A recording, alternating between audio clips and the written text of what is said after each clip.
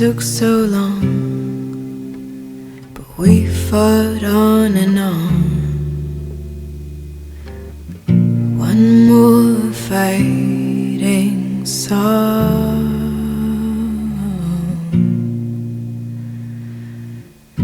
one more American song. Questo è il Torre, un torrente che nasce in una delle zone più piovose d'Italia, quella del Musi. Oggi si presenta con l'abito della festa, ricco di un'acqua dai riflessi turchese, ma è un'immagine di breve durata, poiché il suo letto è asciutto per la maggior parte dell'anno. Il Torre segna il confine tra la città di Udine e il territorio orientale della regione, che è circondato da una bellissima schiera di colline eoceniche che da Buttrio si spingono fino a Cividale, passando per il Collio Goriziano. Le nostre campagne a sud-est di Udine, ai piedi delle colline di Buttrio e di Manzano, sono un territorio vincolato agli umori del tempo. Se piove, il raccolto è abbondante e assicurato, ma se non piove non c'è raccolto e di conseguenza non c'è neanche reddito. I nostri torrenti Torre e Malina, quando piove, si gonfiano all'improvviso in modo impressionante, ma è un fuoco di paglia, perché come si gonfiano anche si svuotano e di conseguenza al nostro mondo, alle nostre campagne portano niente. Nel nostro territorio le aziende zootecniche hanno ulteriori difficoltà nell'approvvigionamento dei prodotti nel periodo di siccità. I nostri terreni sono ghiaiosi e di conseguenza non trattengono l'acqua e hanno una certa difficoltà nella coltivazione. Nelle nostre campagne si coltiva il mais, che per decenni ha dato benessere alle nostre aziende, l'orzo, la soia, la colza, il girasole. Queste colture sono colture che sopportano a sufficienza il periodo siccitosi. Nelle campagne circostanti i casali sono un prezioso elemento del paesaggio. Molti di questi casali hanno denominazioni diverse, prendono il nome dai proprietari, come in questo caso Casali Pitassi. I casali erano delle realtà autonome, ovviamente erano decentrate, erano distanti gli uni dagli altri, ma l'isolamento non era vissuto come un problema perché erano realtà autonome, quindi una realtà assolutamente diversa dal vivere d'oggi. Quel che concerne questo casale, il Casale Pitassi, ha una storia un po' particolare. Una caratteristica era l'amore per la musica. Nei decenni scorsi qui c'era tanta gioventù per fortuna allegra, che sapeva gioire di quello che si poteva avere. Quindi oltre al lavoro c'era la possibilità di fare musica, di fare canto, e qui c'erano parecchie persone che sapevano suonare uno strumento. Nei casali di pianura si coltivavano i cereali, mentre nelle vicinanze, ma in collina, sui roncs, si coltivava già un'uva pregiatissima che dava un vino già allora famoso. In Friuli il ronc è un territorio collinare vocato alla coltivazione della vite. Per quel che concerne i roncs, i colli adibiti alla coltivazione della vite, i proprietari il più delle volte vivevano in città e usufruivano del lavoro dei roncars. I roncars sono i contadini che vivevano sui roncs, sui colli, e lavoravano il più delle volte dei terreni che non erano di loro proprietà. I roncs sono particolarmente suggestivi e non soltanto nelle belle stagioni, ma anche in autunno, quando si possono vedere i colori delle foglie delle viti, e d'inverno, quando le geometrie delle viti sono ancora più evidenti. Queste colline sono talmente affascinanti che tanti nobili di un tempo fissarono lì la loro residenza estiva, che dava loro la possibilità di controllare i lavori, di villeggiare, e molti costruirono anche delle cappelle che si possono visitare anche ora. Un altro torrente, il Malina, scorre a pochi passi da qui, generando talvolta fiabesche e intime atmosfere che avvolgono i casolari e le chiese di campagna.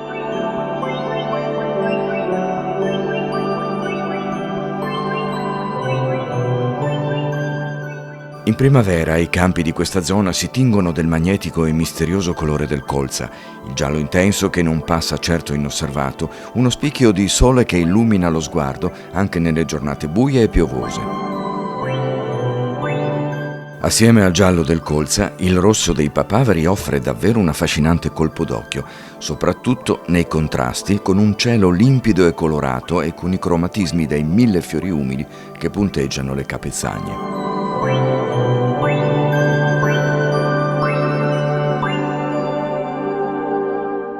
Numerose sono le ville nobiliari edificate a est di Udine, sia in pianura che in collina. Sono edifici costruiti assieme alle pertinenze rurali, in genere dentro alle terre agricole di proprietà, con lo scopo di amministrare le attività produttive. A 2 passi da Udine, la villa Giacomelli del XIX secolo domina la piazza del paese, con la sua gigantesca mole, impreziosita da un imponente lucernario posto sul tetto della villa. Nei dintorni di Buttrio, oltre alla bella chiesetta di San Giacomo del 1300, sulle strade delle frazioni di Camino e Caminetto si affacciano anche numerose dimore signorili risalenti al 1600 e 1700, tratteggiate dalle eleganti architetture dell'epoca.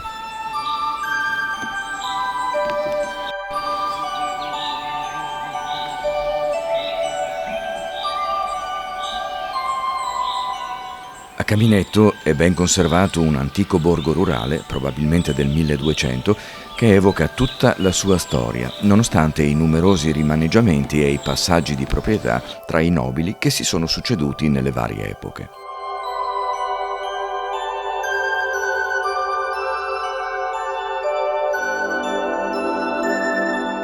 Un'architettura semplice ma funzionale che oggi contrasta con un'avveniristica scultura in acciaio di un'importante industria della zona. A Buttrio i colli conquistano una dimensione apprezzabile e la salita su queste alture, intensamente coltivate a vite, offre un meraviglioso colpo d'occhio sulla pianura friulana.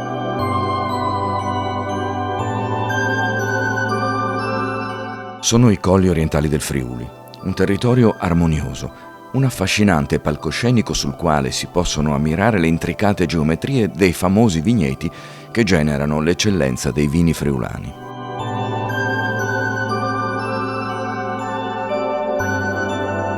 In questo particolare territorio le residenze signorili sono numerose e tra queste la Villa Otelio di Buttrio è forse una tra le più belle. Questa villa non nasce tanto come villa residenziale, quindi non era la villa per le feste. All'opposto era proprio l'azienda agricola, cioè una di quelle case che nascono per un'economia legata alla campagna. I signori dell'epoca abitavano soltanto il piano nobile, il cosiddetto, tant'è che lo scalone proprio per accedere ai salotti, tra l'altro non di grandissime dimensioni, proprio perché non era la casa per i ricevimenti. La famiglia Otelio era una famiglia di persone intellettuali, ci sono molti Otelio i quali erano notai, erano avvocati. Le storie di queste case sono senza fine, per esempio non è immaginabile che addirittura un patriarca sia venuto qui nella chiesetta di San Gaetano, eppure c'è stata questa fortunata visita, eravamo proprio agli inizi del 1700. Ci troviamo tra l'altro in una delle più belle zone che ci possono essere del Friuli.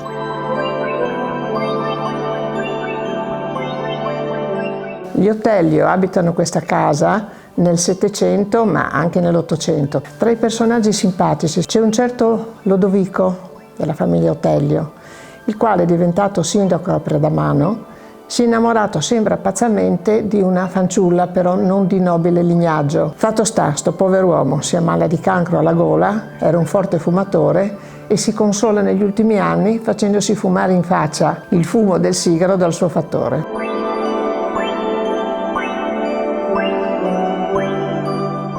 I vigneti che ammantano le colline orientali sono il frutto di un'antica tradizione vitivinicola e di un intenso lavoro di terrazzamento che offre alle viti un habitat ideale, non solo per le caratteristiche del terreno, ma anche per un microclima particolarmente generoso.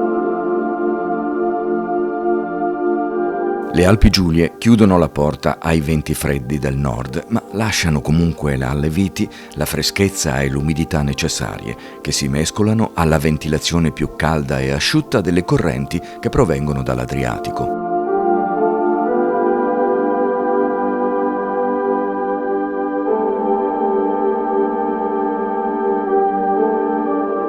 In questo piccolo territorio dei colli orientali del Friuli sopravvive anche una rigogliosa vegetazione più o meno spontanea che orna in modo discontinuo gran parte di questi rilievi di origine oceanica. Minuscoli boschetti di conifere e latifoglie si alternano a piccoli seminativi e ai pochi prati stabili sopravvissuti alle coltivazioni intensive e ai terrazzamenti. Sui colli del Manzanese, in località Poggiobello, il casale Micheloni gode di una posizione decisamente panoramica. L'edificio, che risale all'epoca medievale, era gestito dai monaci dell'abbazia di Rosazzo, che lo avevano adibito a ospedale. Poco fuori le mura, la chiesetta di Sant'Egidio del 1700 domina i colli terrazzati che si allargano fino a Manzano. In molte località si snodano silenziose stradine poderali, lungo le quali si possono spesso ammirare bellissimi castagni, querce, robinie, carpini, ontani, pioppi e salici.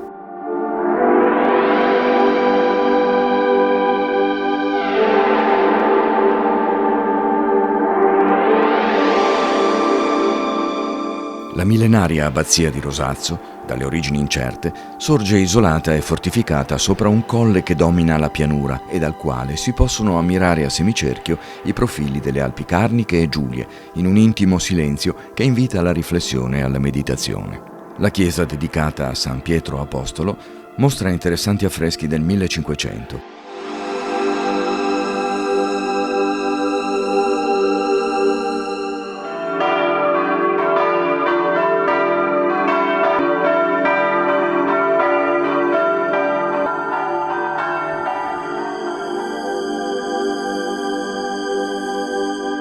Ai piedi delle colline, a 2 passi da Cormons, in provincia di Gorizia, è possibile sperimentare un tuffo nel passato, dentro ad un borgo rurale, quello di Giassico, che appare lontanissimo dalla caotica vita di oggi.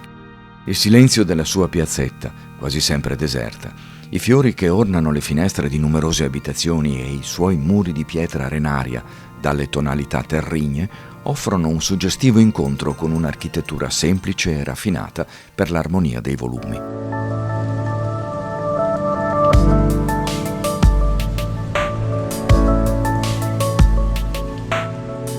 Quando ci si spinge a esplorare i luoghi meno conosciuti delle nostre colline, le sorprese sono sempre dietro l'angolo. Le numerose stradine di campagna si incuniano tra appartate chiesette votive, le suggestive ondulazioni a vigneto e olivi di una miriade di aziende isolate in cui la modernità non è messa al bando.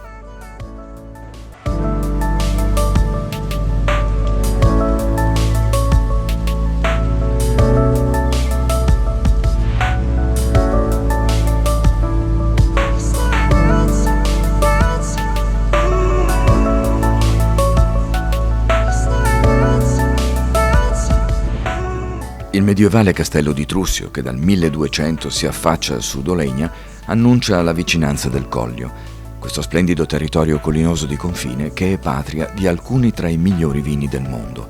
Un territorio diviso dal confine italo-sloveno, ma che mantiene in entrambi i paesi le peculiari caratteristiche orografiche e climatiche.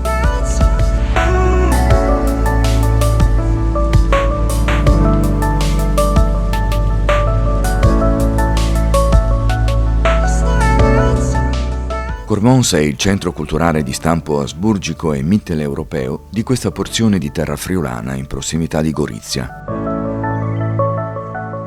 È soprattutto il cuore del Collio friulano, dolci rilievi posti a mezzogiorno che sono disseminati da solari borghi e vigneti, talvolta divisi da un confine che oggi non fa più paura.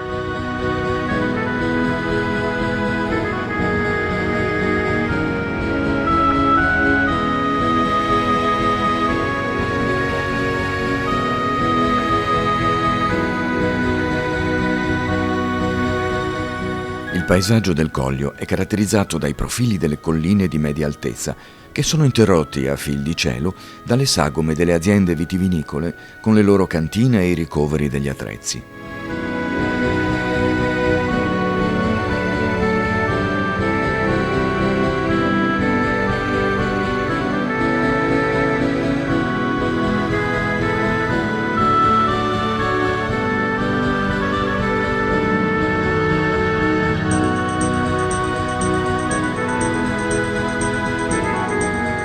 Durante la vendemmia i vigneti si popolano come per incanto e le voci italiane e slovene si mescolano ai colori autunnali delle foglie di vite, all'acre profumo dei grappoli appena raccolti e del mosto che tinge i recipienti e i tini.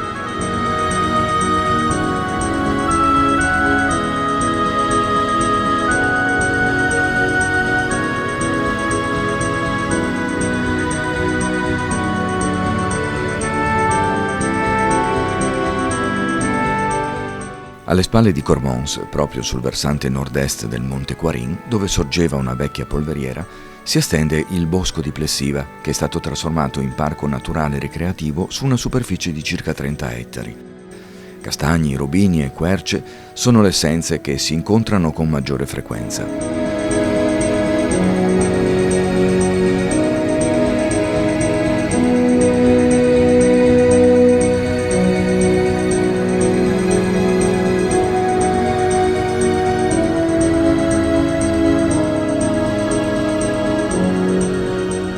Ci troviamo nel Coglio, che è questo splendido territorio ai confini del nord-est, caratterizzato da colline di media altezza, non siamo a quote altissime, per cui arriviamo ai 200 metri, dai 40 ai 200 metri, in cui la viticoltura la sta facendo da padrona, con un clima abbastanza mite e soprattutto mitigato dal vento del nord-est che labora, che d'estate ci dà un grande vantaggio. La grandezza di un territorio non è data da vini perfetti stilisticamente, eccetera, che quelli si possono fare ovunque, ma quando il territorio riesce a dare una mineralità, una capacità identificativa a un vino, allora lì sì che parliamo di grandi vini. Queste capacità in questa zona del Coglio riesce a darmi queste caratteristiche che nel tempo riescono a emozionare. Abbiamo visto nel tempo che i bianchi possono comportarsi molto bene e competere con i grandissimi bianchi al mondo. Parlando del Coglio si parla di bacca bianca, però non dobbiamo dimenticare che ci sono delle perle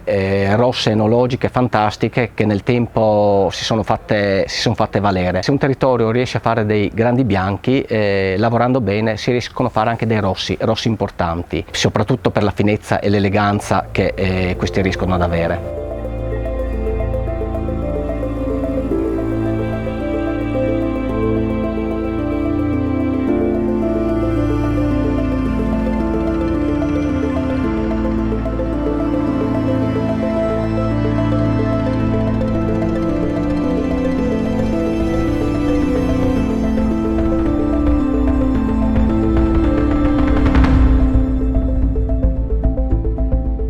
I vini che vengono dal Coglio sono diversi da altri vini, questione anche del terreno, abbiamo delle marne, abbiamo dei terreni molto argilosi, non abbiamo ghiaia, per cui ci danno dei vini molto salati, molto sapidi e anche profumati per il discorso della temperatura fra il giorno e la notte. Ci sono tutte piccole aziende, più o meno come la nostra, a conduzione familiare, dove ognuno ha il suo appezzamento, ogni produttore ha un angolo suo personale per far vedere, diciamo, la sua storia, i suoi vini, il suo territorio.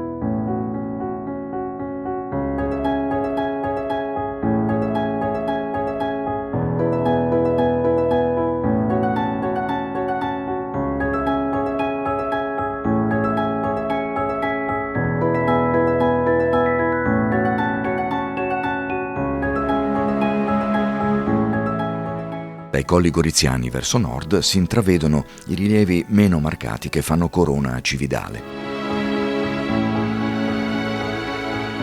Anche qui i vigneti e il vino rappresentano un biglietto da visita importante e la qualità di alcuni prodotti rientra nelle eccellenze a livello internazionale. Il paesaggio qui è aperto e armonioso. Dalle modeste quote delle colline di Yplis si può ammirare un panorama grandioso sulla cerchia alpina e sulla pianura a est di Udine.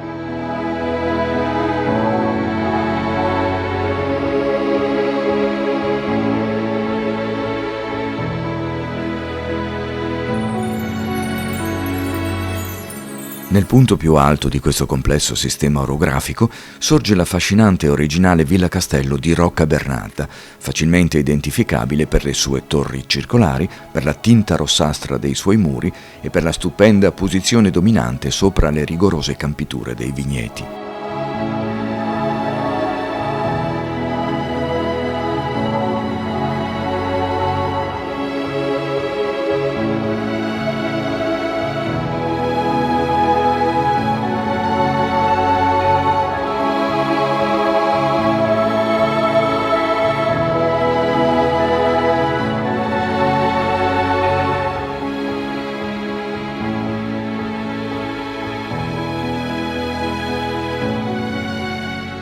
La villa è incorniciata da un bellissimo e arioso parco e ospita alberi secolari come il grande cipresso sul lato nord, che ha raggiunto la bella età di oltre 4 secoli.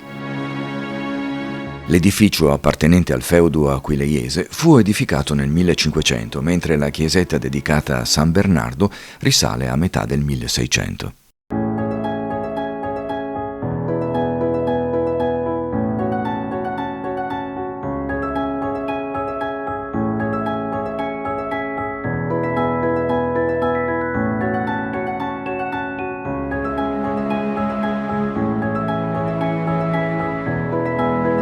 Queste colline sono formate prevalentemente da marne, argille, arenarie che disfacendosi formano un terreno adattissimo alla coltivazione della vite e appunto in queste zone si producono alcuni dei vini più pregiati di tutta l'Italia.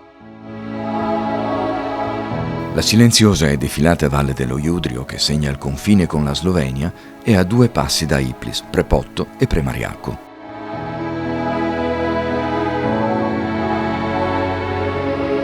Al Ponte Giulio, l'ingresso di Premariacco, il fiume Natisone si inabissa in una suggestiva forra rocciosa che crea fantastiche scenografie naturali. Premariacco sorge in una piana circondata dai colli orientali e conserva alcune testimonianze longobarde e medievali che denotano la sua antica origine. Il corso del fiume più a valle, verso Orsaria, si apre in un letto meno tormentato, le cui acque scorrono lente e rilassanti.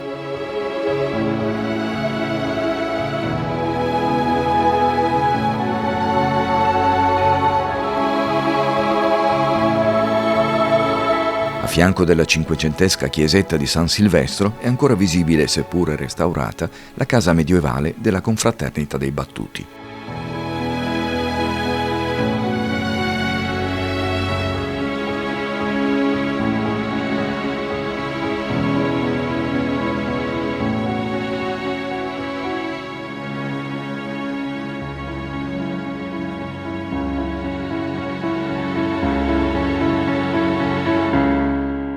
Nonostante il suo paesaggio caratterizzato da spazi molto ampi e dai ricami dei campi, dei filari e delle capezagne, è il frutto del certosino governo della terra, a cui i contadini hanno dedicato la loro vita e che si può ammirare godendo di una visuale unica sulle Alpi Carniche e Giulie.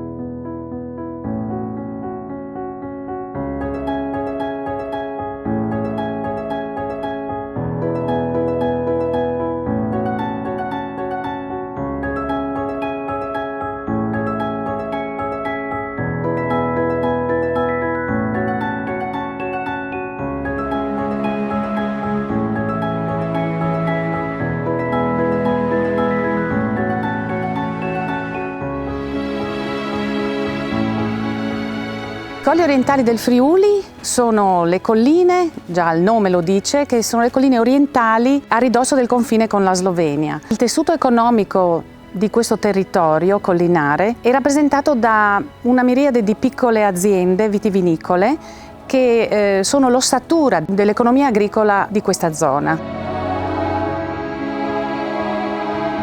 Il terreno che forma le nostre colline è la Ponca, che è di origine eocenica ed è composta da marne e arenarie. Queste permettono a questo territorio, di concerto col microclima, di dare dei bianchi molto profumati e di produrre in generale vini di alto livello. Con l'arenaria a suo tempo si facevano dei blocchi per fare le case perché era facile da squadrare. La marna invece si utilizzava per fare il cemento. Al cementificio di Cividale si lavorava la marna. C'erano anche le cave di marna. Il terreno, questa ponca, è solido, ma arandolo si disfa. Diventa quindi un terreno perfettamente coltivabile. Su questo territorio collinare si predilige la coltivazione dei vitigni autoctoni, perché essendo presenti sul territorio da tanto tempo, sanno esprimere al meglio questo terroir. I vitigni autoctoni nostri sono la ribolla gialla, il friulano, il vecchio Tokai, il refosco dal peduncolo rosso, lo schioppettino, il pignolo, nonché i 2 grandi vini dolci che sono il Verduzzo friulano e il Piccolit, che è DOCG. Il vino Ribolla Gialla, ad esempio, raggiunge degli ottimi livelli solo su questi terreni se coltivati su media e alta collina. Il suo nome porta con sé la tipicità degli acini che tutti gli anni su queste marne vengono di un colore giallo-oro. Altro vino autoctono molto importante è il friulano. È un vino che ci dà grandi soddisfazioni, è molto sapido, molto corposo e noi lo chiamiamo vino a tutto pasto. Il suo abbinamento ottimale è con il prosciutto crudo di San Daniele. Su queste colline si lavora a bassa impronta idrica perché non irrigando si ottengono vini di alto livello che caratterizzano questo territorio rispetto ai vini più semplici che possiamo ottenere in pianura. La qualità dei vini deriva da un'azione incisiva che si fa nella cura del grappolo, ossia il diradamento sulla ribolla, ad esempio, il diradamento, l'accorciamento dei grappoli sullo schioppettino e sul refosco. Questo fa sì che possiamo produrre anche dei vini rossi corposi. In sostanza la vigna viene molto curata. Un buon vino si fa in vigna e non in cantina. In questo territorio non coltiviamo solamente la vite, ma anche l'ulivo, che fa da complemento d'arredo alle nostre colline, oltre a produrre un olio di alta qualità, un olio ricco di polifenoli e con basso tenore di acidità. La viticoltura e la frutticoltura esistevano già dal Medioevo. L'ulivo si è coltivato già da secoli su questo territorio, era stato poi abbandonato a causa delle grandi gelate che c'erano state intorno agli anni 30, per poi riprendere una ventina d'anni fa e adesso dare dei risultati veramente ottimi. La nostra cultivar autoctona del territorio è il Bianchera.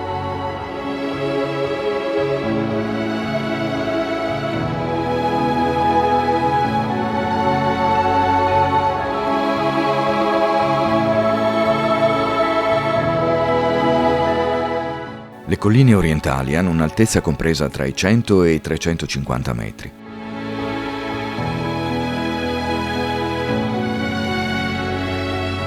La loro origine risale a 35-55 milioni di anni fa, quando la pianura friulana era soltanto un mare. Le coste di allora erano le montagne che vediamo oggi sullo sfondo settentrionale del paesaggio e che costituiscono le Prealpi Giulie.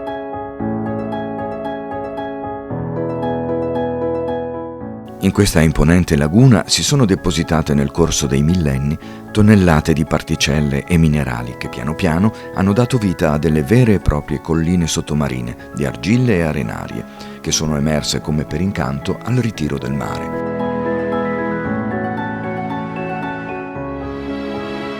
Le colline che frequentiamo oggi sono il fondo del mare di ieri. I coralli presenti nelle rocce di questa zona raccontano appunto questa storia.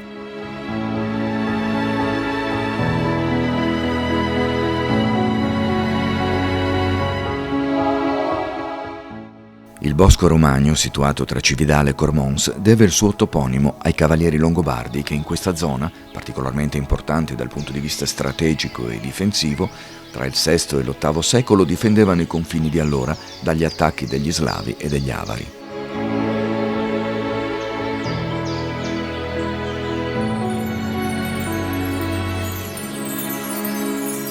In passato aveva dimensioni piuttosto importanti, al punto di fornire alla Serenissima legname pregiato, soprattutto querce, per le fortificazioni di Palmanova.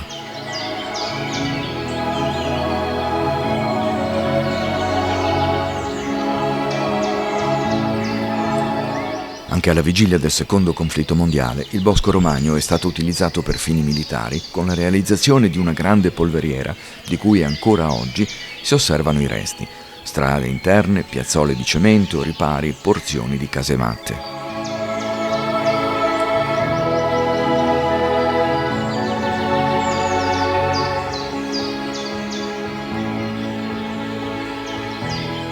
Questo luogo nel 1945 è stato anche teatro di un feroce eccidio fratricida tra partigiani di opposte fazioni, che ha visto la fucilazione di 20 uomini della divisione Osopo ricordati da una stele proprio all'ingresso del bosco.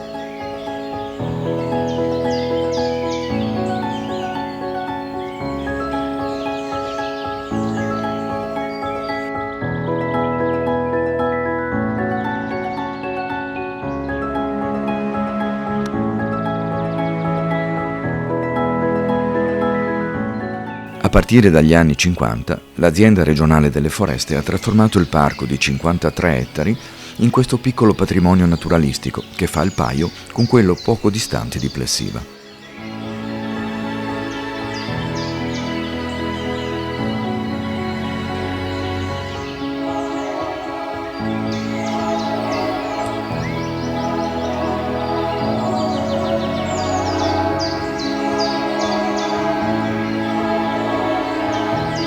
La vegetazione del bosco è costituita in parte da essenze autoctone e in parte da specie importate prevalentemente dal Nord America, come la Robinia pseudoacacia e il pino strobo.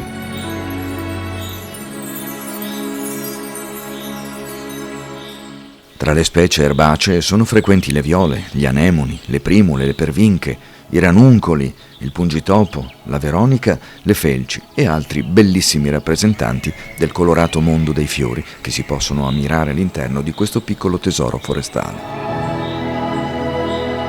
In ogni stagione il Bosco Romagno propone un'infinita sinfonia di colori e di atmosfere che si possono cogliere anche nei particolari della vegetazione. In primavera sono i toni del verde nelle 1000 sfumature a saziare il desiderio di un contatto vero con il bosco e con i grandi alberi di questa vetrina naturale.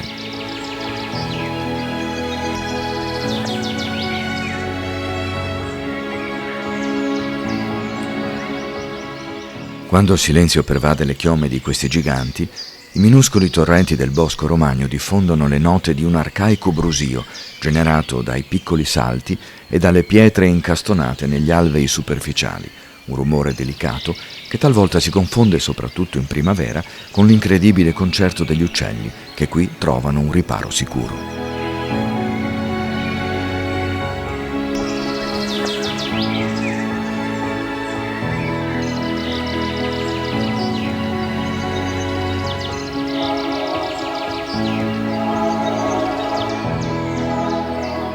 Acque lente e delicate che infondono un senso di quiete e di benessere, dentro alle quali si specchiano i colori dalle 1000 sfumature che ogni stagione è in grado di offrire.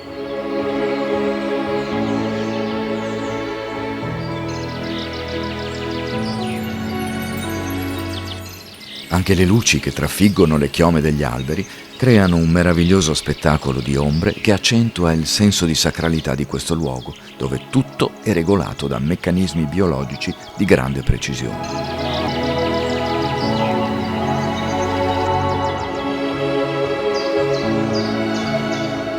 Sono soprattutto i fiori a beneficiare di queste lame di luce che creano aloni misteriosi intorno alle profumate essenze del bosco. Ma come al solito, lo scenario più stupefacente di questa minuscola foresta è quello che riserva l'autunno, stagione nella quale non sempre è protagonista il sole.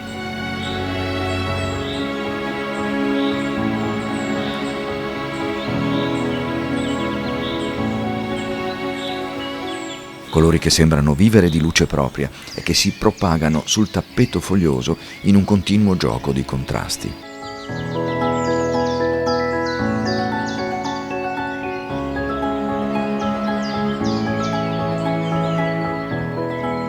Colori che creano quinte e pareti e si confondono spesso con la luce diffusa del fondo e il nero delle ombre e dei tronchi bagnati.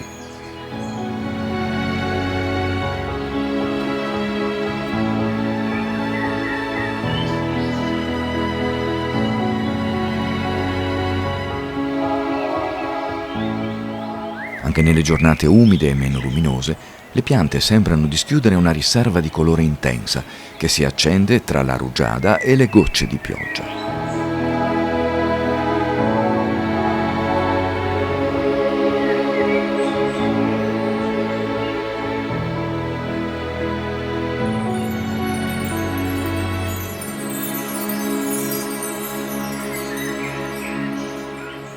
Il grande concerto primaverile dei fiori è affidato qui ai crocus, che in taluni anni invadono ogni piccolo anfratto del bosco.